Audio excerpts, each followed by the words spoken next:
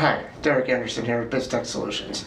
Do you ever wonder how you keep your company safe from cyber breaches with the ever-present string of technology that's out there, from cell phones to tablets, laptops, desktops, email, all of the technology that's out there that you and your staff need to use to be productive? And how do you keep it all safe? Well, there's not just one simple solution that you can do. There's no silver bullet, so to speak. It's a whole series of things like maintaining your firewall, your antivirus, a spam filter for your email, a good backup system. Managing all of that and having all of that in place is very key to your network security, and that's a reason why a lot of companies hire my company, so we can install and manage all of that good stuff for them.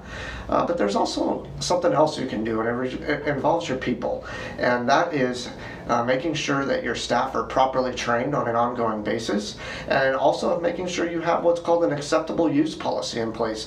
Are you letting your team know exactly how they can use these devices to work remotely or in the office? What are the protocols for email? What are the protocols and policies for creating good passwords? And how often do they need to be changed? Are you phish testing your employees? Do they know what websites they're allowed to access?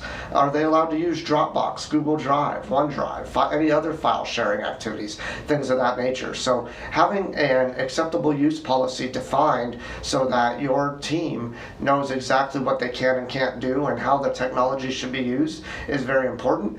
Reviewing that on a regular basis, at least annually with them, and also reviewing it yourself from a policy standpoint to make sure everything is still current is very important. And then also looking for that ongoing training, because your people can be your weakest link, but they can also be your biggest asset. So making sure they understand what to do and how to do it, it can really help increase the security posture of your company. So that's this week's cybersecurity tip. If you're looking for an acceptable use policy, drop me an email or come to our website. We've got some free reports for acceptable use policies there. Just contact me, and stay safe and stay vigilant out there, everybody.